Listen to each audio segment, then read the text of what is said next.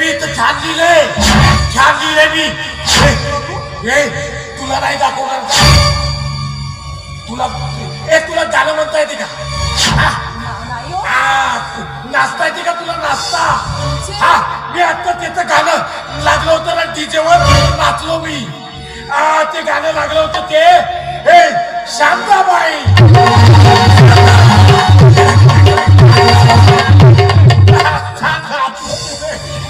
तुला नाचता येते का? नाचता येते का तुला? नाही हो. मग तू माझ्यासाठी नाच ना. मला कोणीच नाही नाचता. तू नाचशील नाही तर मी औषध देणार नाही. बरं सांगा कसं नाचायचं? मी सांगतो ना कसं नाचायचं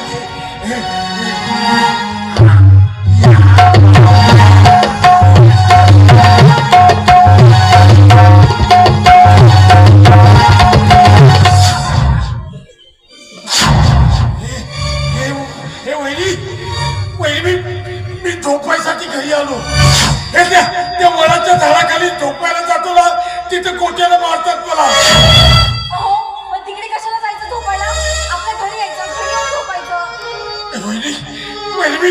मी एवढासा होतो ना, तेव्हा माझी आई माझ्यासाठी अंगाई गीत गायची. तू गाणं माझ्यासाठी. या इथे बसा, मी म्हणते तुमच्यासाठी अंगाई.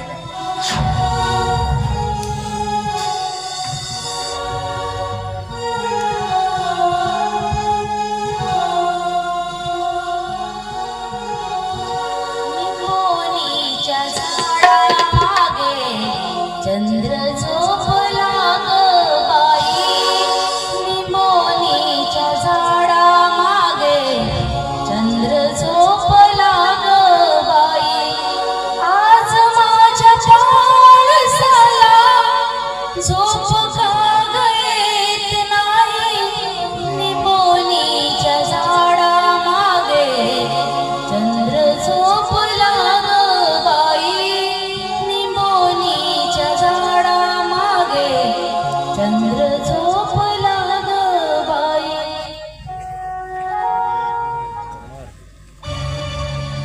एका वाईट कृत्य करणारा नराधमास फाशीची शिक्षा द्या.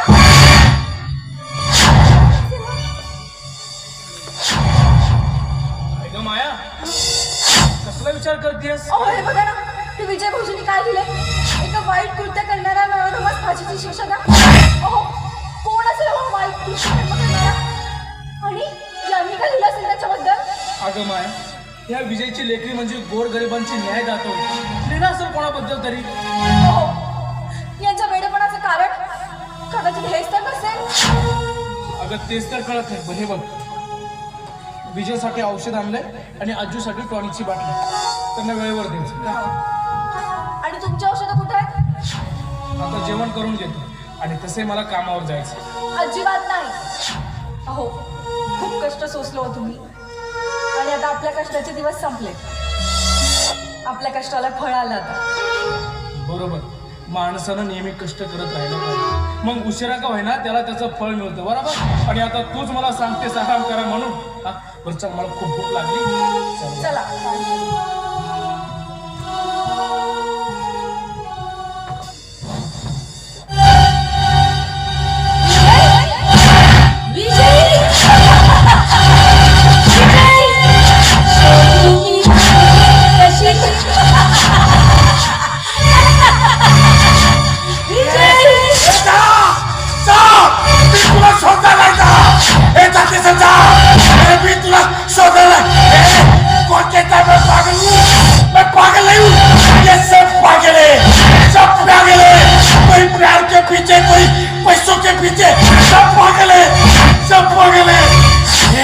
प्रेम करू नका.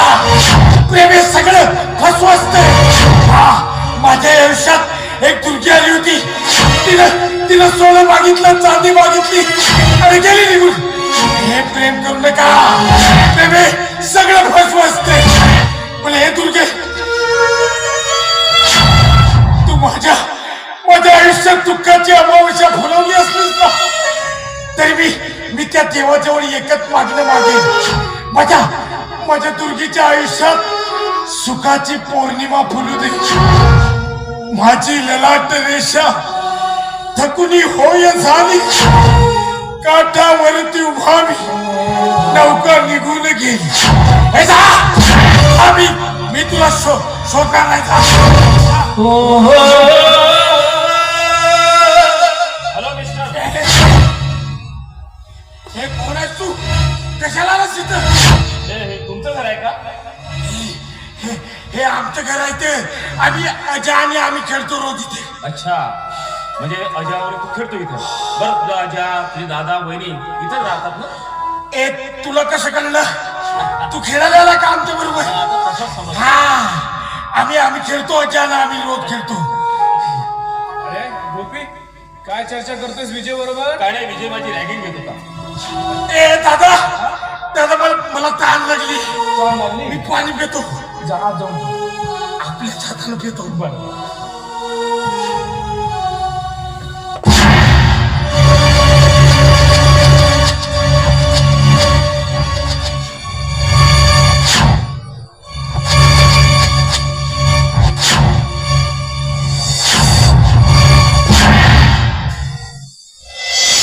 बरं गोपी, कसा चाललाय तुझा व्यवसाय?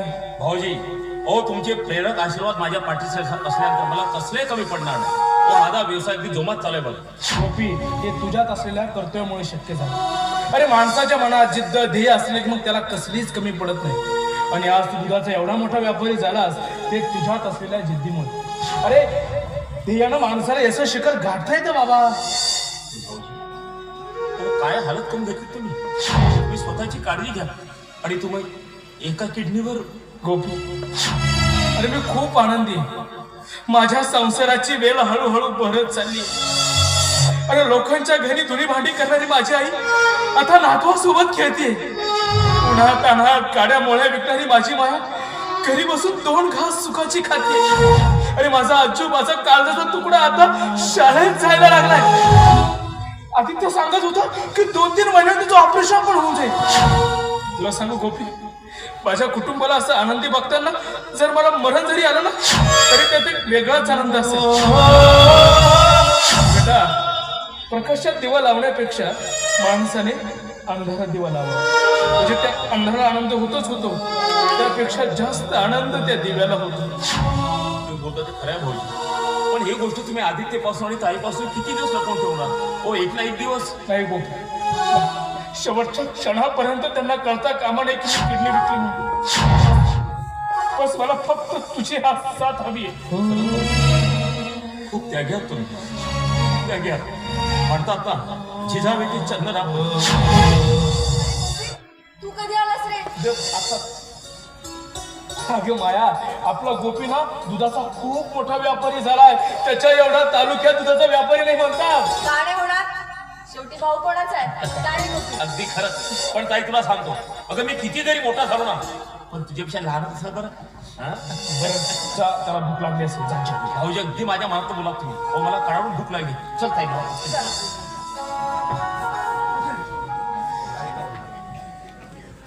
काही का होईना, माझं घर घरासारखं वाटत. माझ्या घरातला अंधार हळूहळू मिटत चालला. हे परमेश्वरा, असाच आशीर्वाद राहू दे. अगं माया, अगं ए माया, मला ना आधीच्या शाळेत बोलवलंय, मी जाऊन येतो. हा, काळजी घे.